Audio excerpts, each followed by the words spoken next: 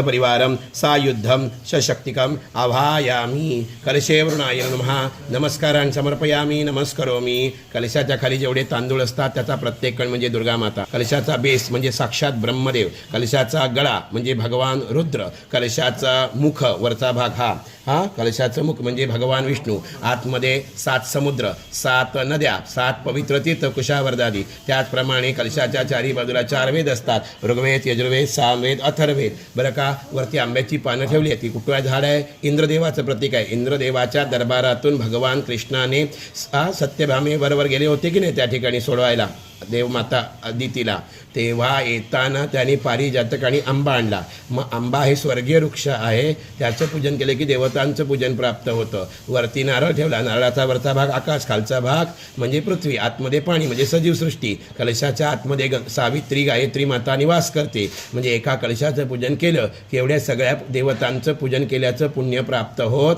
असतं। म्हणून गणपती पूजन झाल्यानंतर दुसरं जे पूजन आहे ते आपण कलशाचं करत असतं। मग आता या ठिकाणी आपण हे कलशाचं पूजन करणार